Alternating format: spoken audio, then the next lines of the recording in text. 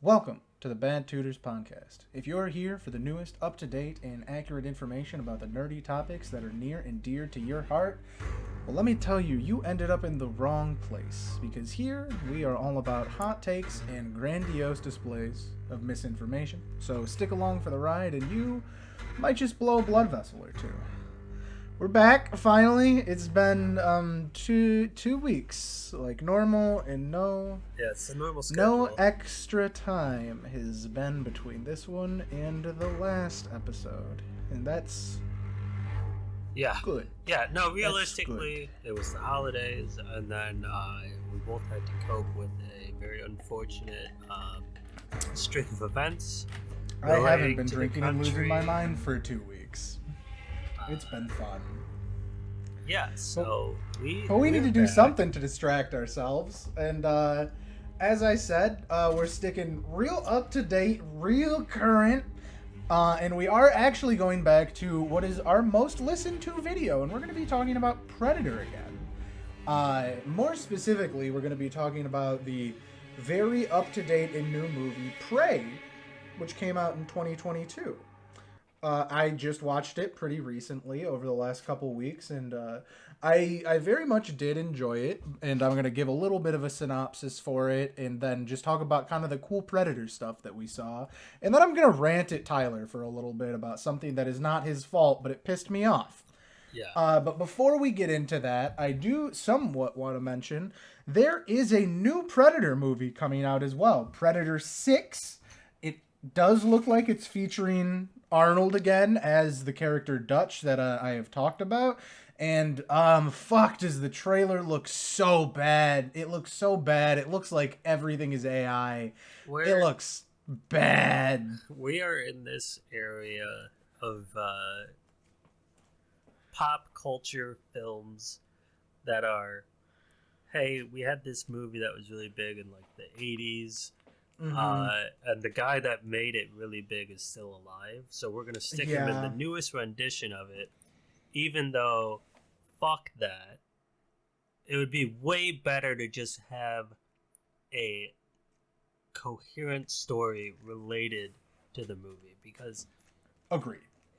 like at this point, anybody who was born in the last, I'll say 38 years, was born after the original Predator. And it's probably even further than that. I just don't remember when it around first came without out. knowing the exact number. Pretty close to that, certainly. Yeah. So, really, this movie, with Arnold being the main character, is going to sell tickets to the old folks who Correct. watched the original one with Arnold. Mm-hmm. And just me personally, me with my marketing degree and advertisement degree, I think you should probably pivot to a younger audience when you're still sticking with an IP like this.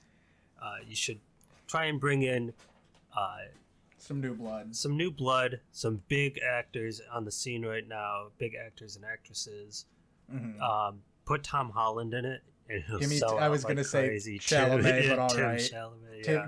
Give me a Tom Holland, Timmy Chalamet Predator movie, and I'll be rock hard. I'm here for that. I will say what I don't know for sure that Arnold is the main character. I know that he's in it, and you're right, they're definitely using him to sell it.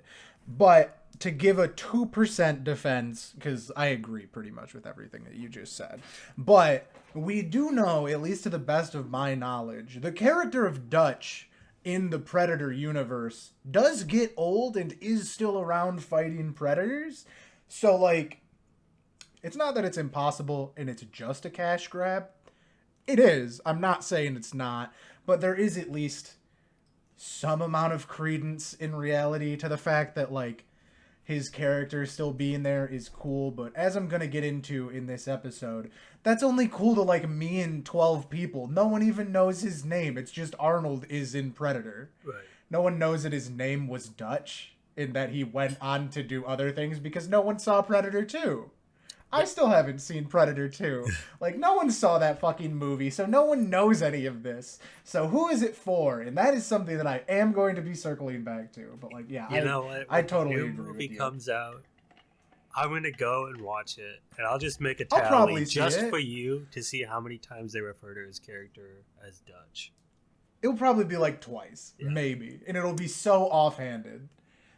The only thing is if they don't do the fucking handshake, fuck, what are you doing? Like, that's shameless pandering, but, like, if you're gonna pander shamelessly, you fucking better do that handshake. Yeah, I agree. All right, so some groundwork needs to be done before we start this. I haven't seen the movie.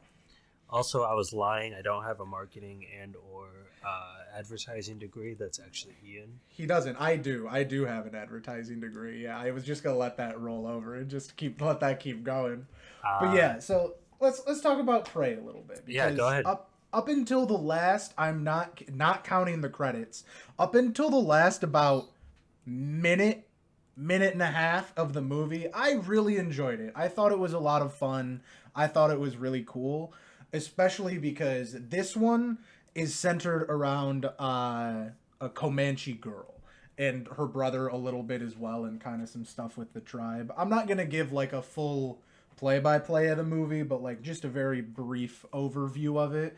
But I say it's cool because we've pretty much, other than, you know, like comic fans and stuff like me, other than us fucking nerds, we haven't ever really seen the Predator in a older setting. Like, pretty much everyone's always going up against him with at least modern guns. That's what we've pretty much only seen, either that or newer even, or they're going against aliens and stuff. So seeing him in a historical setting, I was actually pretty interested to go like, okay, how much are they going to follow the rules? How much did the rules matter in this movie? Because we've talked about it in the episode we did previously of like predators kind of try to match people on, you know, somewhat of their own terms. The whole being honorable in the hunt and things, like they're not 100% scaling everything back, but they try to have a good hunt. They're trying to have a good fight.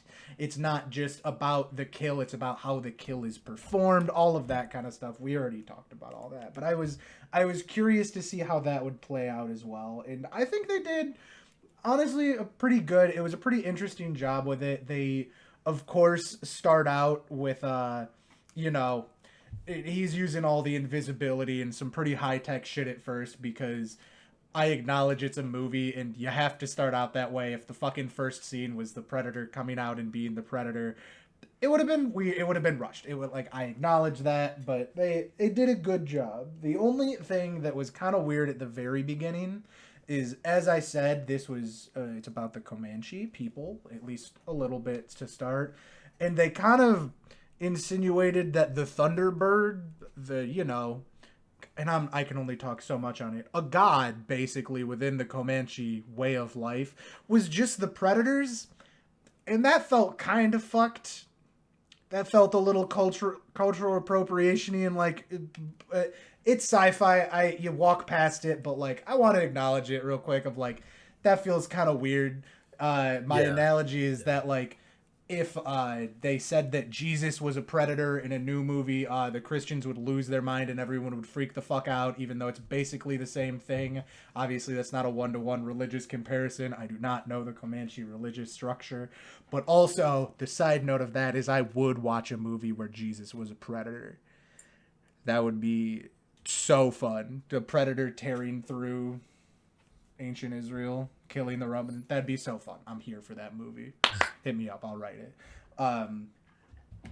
But we see the Predator, he's kind of coming through first. The story is really of the girl, she's trying to be a hunter and, you know, not fill the woman's role in Comanche society, which is like the whole undertone of the movie, which I say that in how I'm saying that sounds like I'm downplaying that, like that shouldn't be good, but like, I don't know, it was kind of her only character trait. It is like, you can have something else. You can have a feminist tone of that and like have her actually be a character as well, because she it's kind of too woke for you.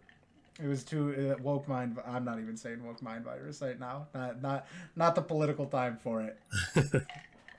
No, this is the perfect time. We need to make sure really that we undo all of the public bad mouthing that we did for the past 4 years, 8 years, like 12 years that we've been doing. Now's the time to get on their good side. So obviously, Prey is liberal propaganda. It definitely is liberal propaganda, but it's also pro-Christian propaganda because it shows that the Comanche are heathen, so it's fine. Oh, okay. It evens out. But I mean, this is trad wife Comanche erasure. It is. It certainly is.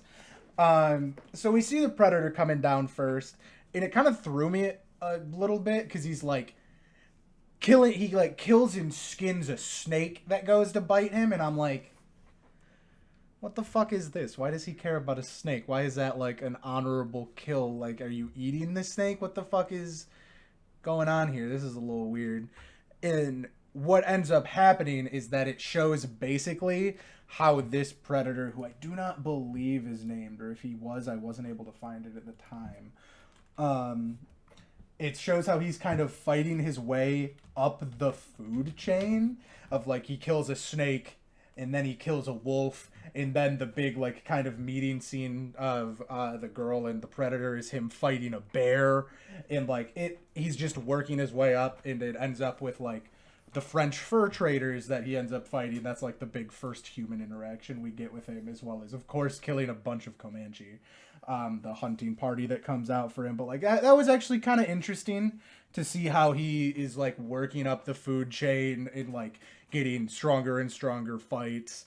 I liked that. That was kind of a cool way to show that.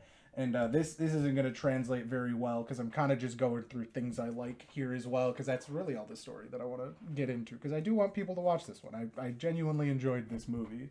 I'm going to send you this picture real quick. The Predator's mask, because we talked about like biomasks and stuff and how all that works. This one was fucking cool. It was really cool. It's like just this full bone plate that he had on. I was into it. It was a little weird, but awesome, like though.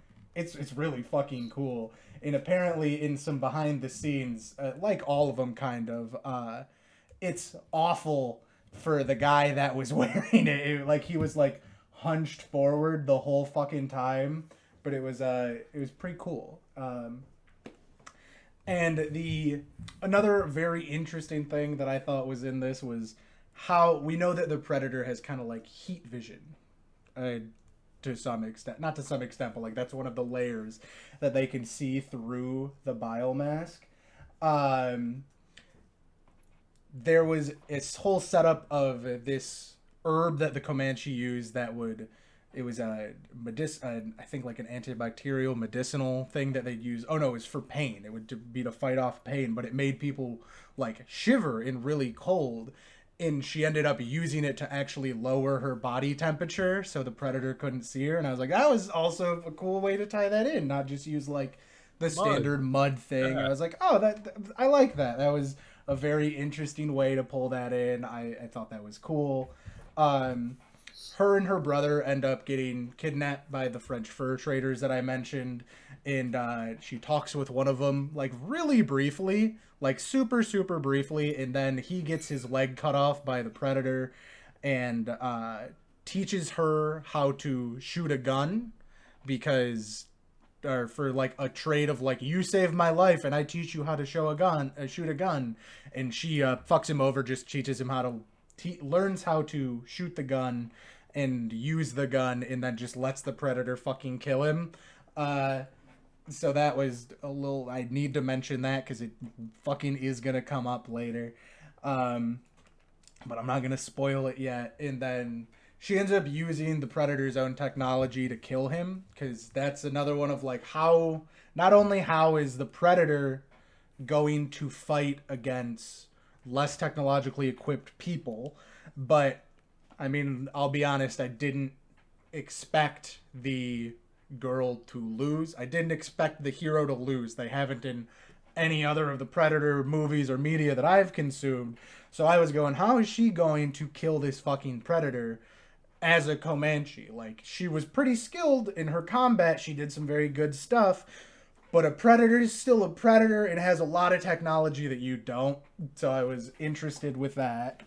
And like I said, I'm going to get into the gadgets here in a second to kind of explain what only really the new things that I noticed that like we hadn't talked about before.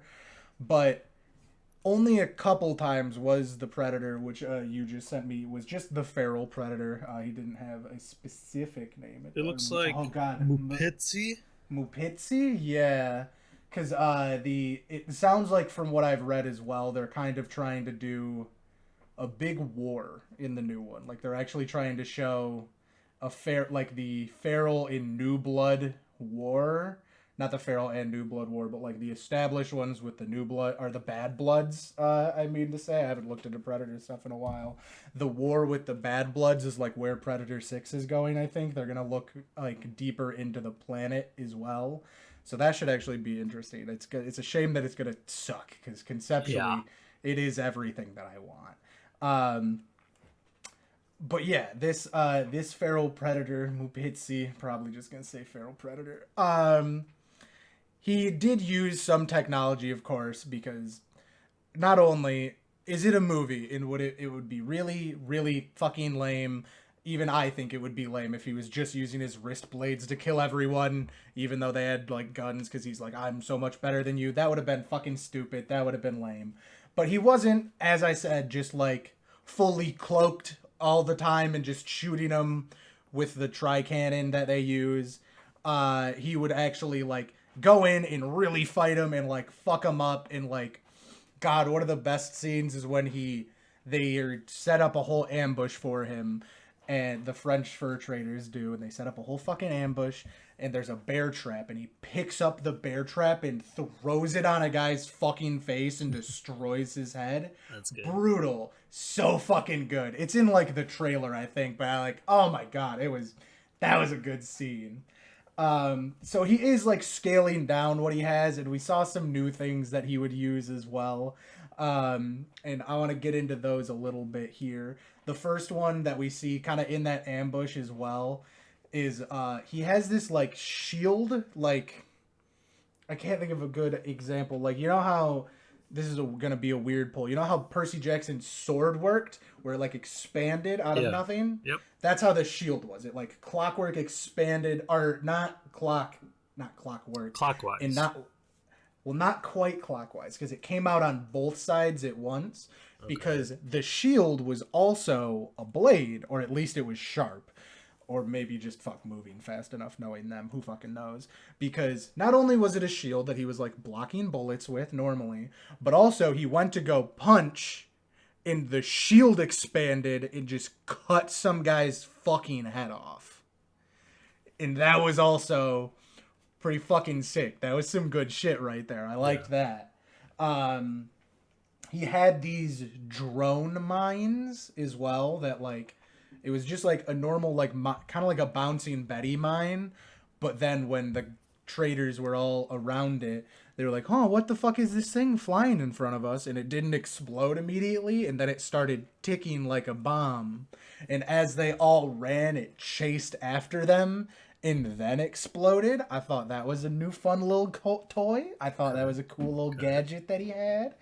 The classic combi stick kind of turned into a little bit more of like a sword and dagger thing almost. Not like quite that far. He wasn't actually like sword and boarding it, but like it actually split into two pieces, which I don't think I covered, or if I did, I just can't remember at this point.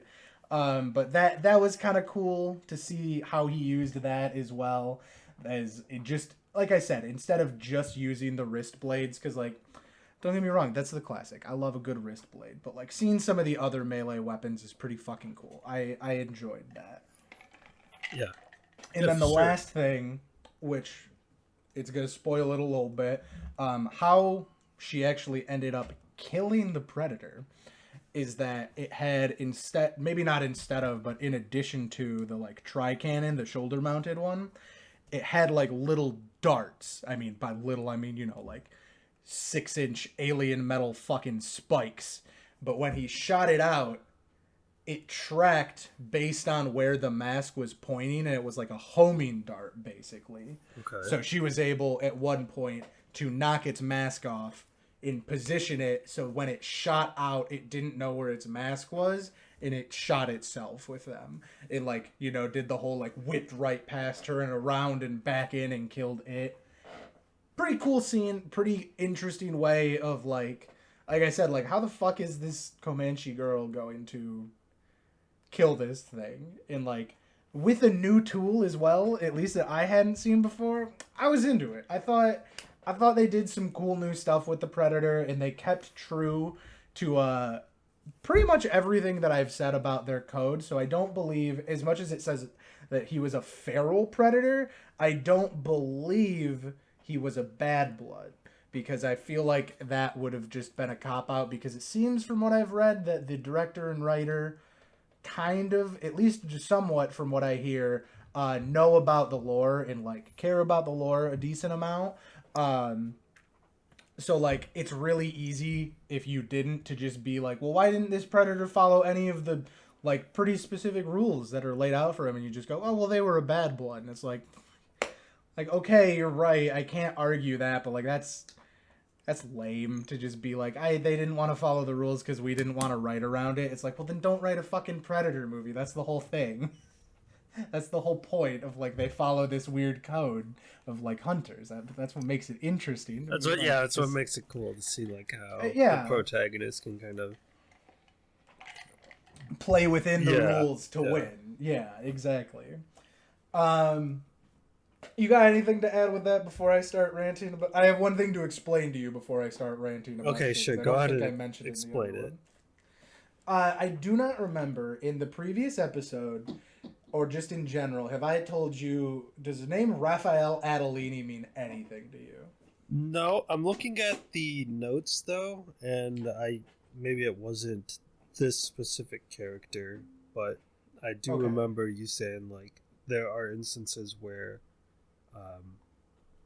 someone is fighting with the predator, and it ends up being like, okay, this person's an actual warrior, so they get, like, a sign of respect and stuff like that. So I can see, based on your notes, why you might be a little upset about this. Yeah, it wasn't too happy. But for a little bit of setup, I'm actually surprised that I didn't tell you, because Raphael Adolini was a pirate captain. So I thought I might have mentioned it in the other episode. You might have. You might have. It was a long time ago. That's a couple years old at this point. Yeah, my brain doesn't retain knowledge that long.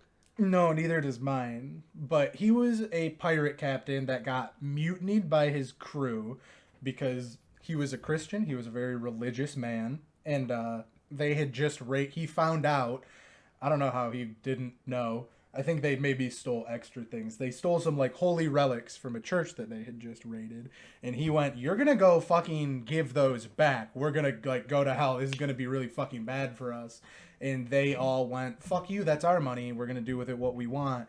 And he started fighting him off, and the Predator came and fought with him and, like, saw what he was doing and, like, seeing, like, I don't know, maybe just he was a better, like, being a good fighter going against that many people, somewhat to a noble cause or something. I don't remember exactly how much of a thing, how much of a brothership, kinship we saw in that. But Adolini ended up dying, and the Predator killed the rest of his fucking crew and then buried Adolini. But before he died, seeing that they were fighting together, Adolini gave the Predator whose name I am unfortunately blanking on, because that one is certainly a named one. He gave him his pistol, which was, like, a very nice engraved pistol, is, like, a sign of respect, of, like, thank you for helping me and fighting with me. And in Predator 2, at the end of that movie, we see that pistol in the ship is like he's not in the movie. He's not in Predator 2 at all. But they all at the end of it, they end up on a Predator ship in the background. So again, for like really niche fans, for a movie that already nobody fucking saw, there was this little Easter egg of a guy that fought with a Predator one time way back in time. So it kind of showed like even then the Yautja like respected this and like kept it as like a relic that was like part of that, like kept and displayed on their ship. It's just cool to see that like the super advanced hunter race kept a flintlock pistol from some fucking guy that he just thought was respectable and a good honorable duelist, basically. That's pretty cool. I enjoy that. Like, even though like I said, I haven't seen the movie, I appreciate that these little tie-in Easter eggs. That's fun. Like, that's just a good time. That's very cool. I like that a whole lot. So when in the last minute and a half of Prey, we find out that the gun that the girl used to shoot the Predator and learned about guns had Raphael Adolini on it for about 3 seconds in the whole fucking movie. I lost my goddamn mind. Because why? Because why, Tyler? Why would you do that? They turned him from this cool story, a cool, interesting story about a pirate captain that had a conscience and fought with a Predator, to just some fucking fur trader that spoke a bunch of languages so he could talk to the main character, and then died like a bitch. And then that was it. So she could figure out that the herb made people cold. And like the thing that I said is cool. I liked it. I liked that moment until I found out that that was supposed to be Raphael Adolini, because who was that for other than me? Who did they write that for? No one. They made a point of showing the pistol that said Raphael Adolini. No one's gonna know what that means. Why? Who cares? Why? I was so upset. You have no idea. Why would they do that? No normal moviegoer was going to know what that name meant. Only the most dedicated and autistic of fans, like me, were gonna know what that name meant. So why fucking rewrite it? He was a villain. Why did we care? Who was going to care? I don't understand. I don't get it. Yeah, but now you have to deal with the fact that this Predator 1718 comic has been deemed non-canon because of the Alien vs. Predator licenses. And now, the Raphael Adolini pistol came from the French Voyager Raphael Adolini? I know. I hate it. I'm upset. Especially when apparently I was reading that, like I said, Dan Trachtenberg and Patrick Asen were like, yeah, we like the comics. We want to like do right by the lore and stuff. So why?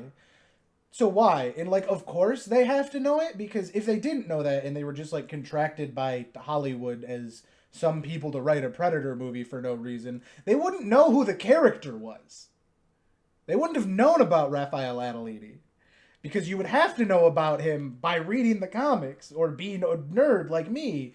So like, it just upset me so much. I was really enjoying the movie up until then because it's such a throwaway scene. It's so quick. It's like, I'm not kidding. If it's longer than 5 seconds, I'd be so surprised. Like, I had to rewind it because I wasn't sure I even read the name correctly.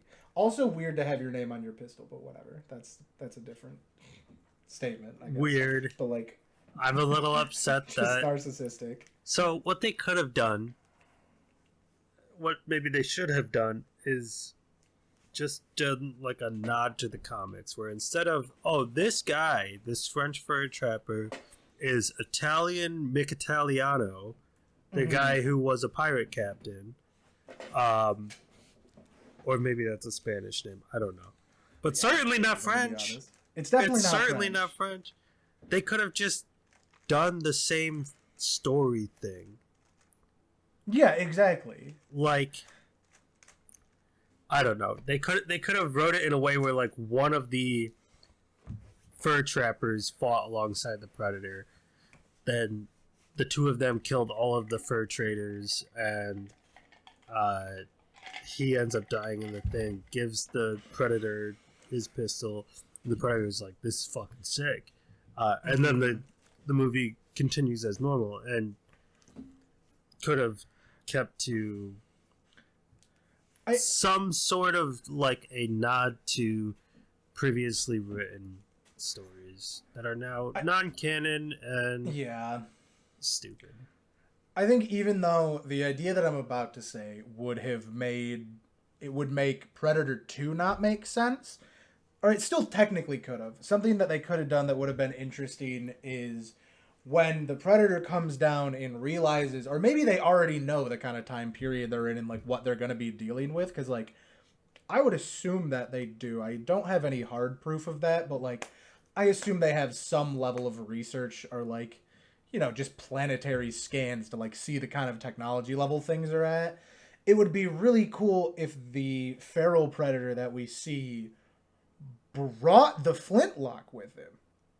That would have been a weird moment, to be honest. Again, that would have like truly only made sense to someone like me of like why the Predator had a fucking flintlock pistol. But that would have been cool to see him like doing all of this futuristic, like high tech shit. And then he gets really close to someone, just brings out a flintlock and blows his head off. Then when the Predator dies, the girl could still get the flintlock from him. And then like, you know, at some point in the future, in a movie that hasn't they get the fucking pistol back at some point or something like that. But like, because for a second in my head I was like extra confused before like watching through the credits to see that the guy was definitely named that, like that was the character. So I was like, oh, did he get the pistol somehow?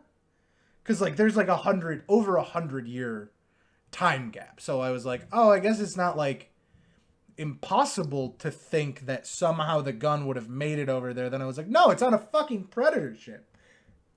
It couldn't have, like, unless they dropped it there for some reason. So like I just don't know who this change was for, other than because like I don't know, if you're gonna, I understand the idea that you want to like put your mark on the lore and like you want to have your own additions and stuff, but have your own additions. Don't rewrite the shit that's already fucking there.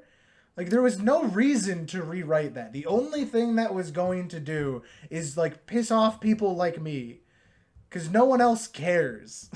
So, like, just got rid of it for no fucking reason. It was so dumb. Yeah. Other than that, I genuinely highly recommend the movie. I thought it was a lot of fun. It does the thing that all Predator movies do, where they're kind of slow to start. Like, it's only like maybe an hour and a half, and like we don't even like see the Predator until like 40 minutes in, and it's like, damn, I forget that the beginning of these movies kind of drag a little bit, but like it was good. I think it's very much worth watching, if for nothing else than just the fun Predator bits. But like I thought it was a good story overall as well. I thought it was very well done. Thought it was cool. Thought it was interesting. But yeah, literally the last like minute and a half got me furious for like a day and a half, 2 days. I was so upset about it. It was fucking ridiculous how upset I got over, again, no longer than a 5-second scene. No longer than that. It was fucking wild. Oh, there was a fun, one more thing I'll add. There was a fun, at least to me, bait and switch where, like I said, we'd seen the Predator killing all of this shit, like working his way up the food chain, like I said.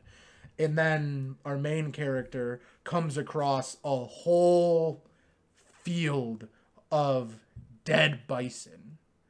And that also made me really upset for a second, because I was like, why the fuck would the Predator do this? This makes no sense. What are you doing? Because like the horns were gone, they were skinned.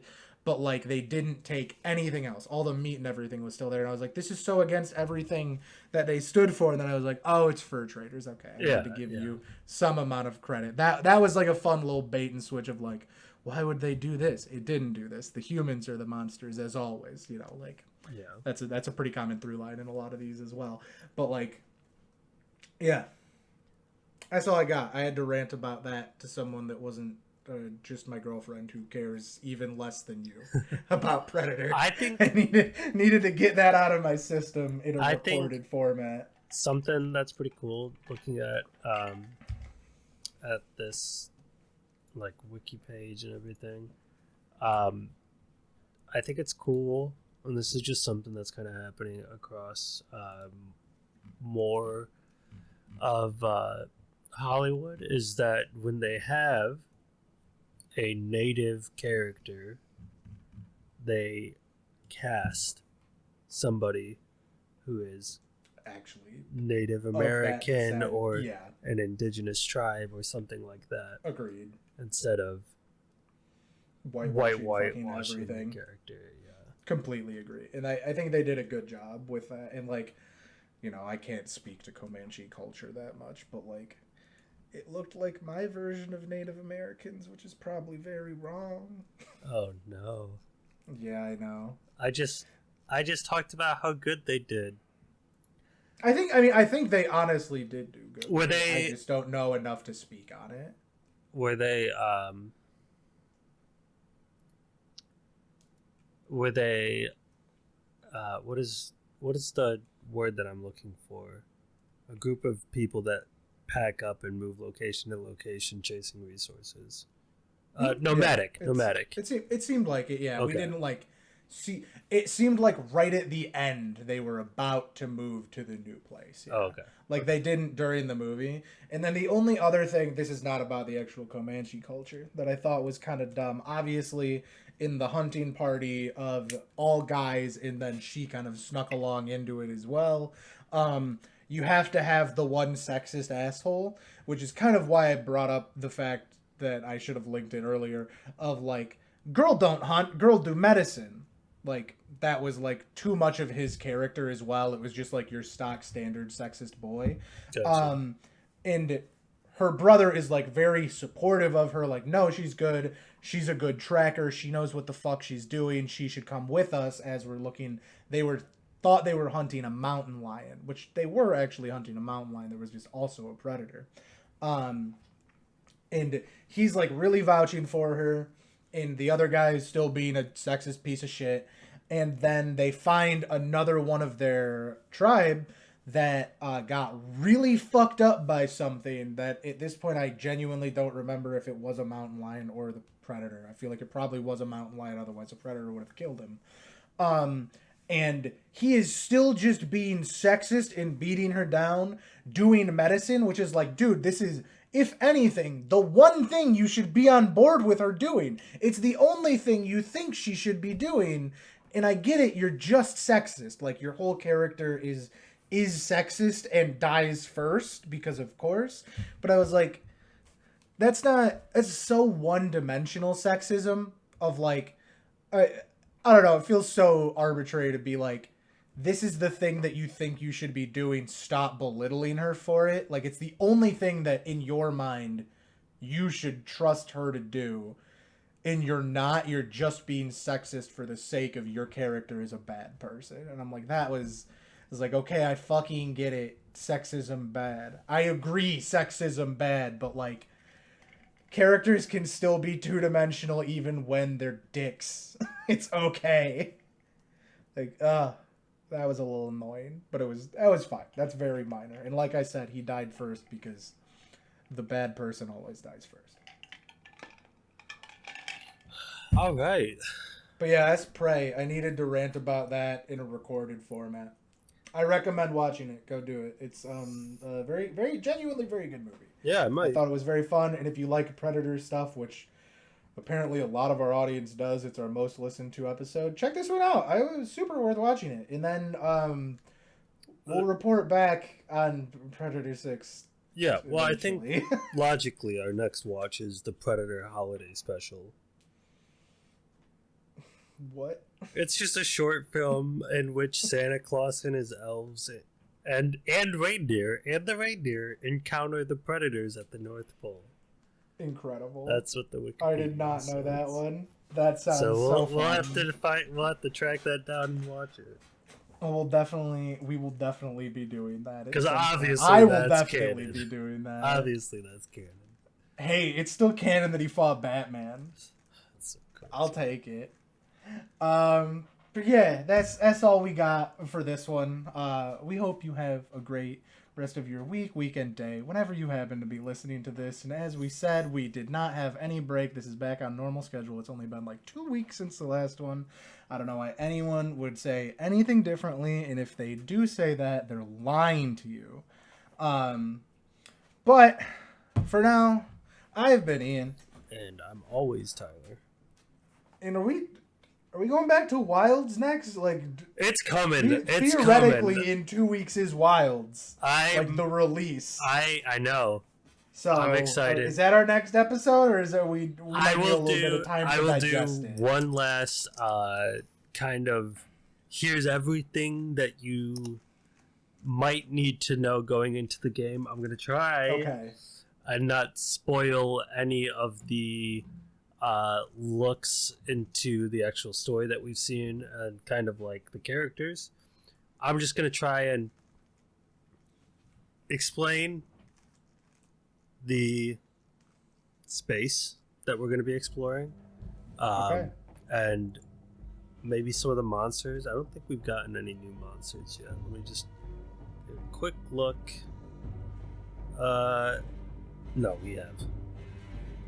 Oh, all right. So we have a Vivi episode coming up. It sounds like then. Yeah, I'd say I think probably it'll actually be releasing like around the same time, launch day, like if not a day after or before, like really close to there.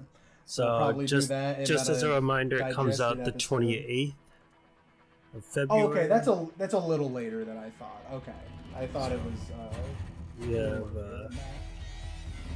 We got a second. If this one comes out tomorrow, Monday, or whenever, Friday. Yeah.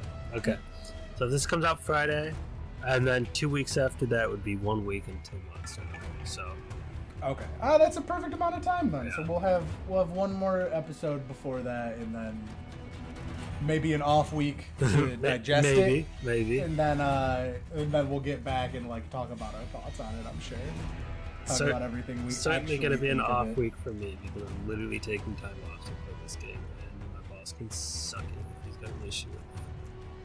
That sounds about right. Yeah. So. All right. Cool. Yeah, that's all for us. We'll hear from you soon.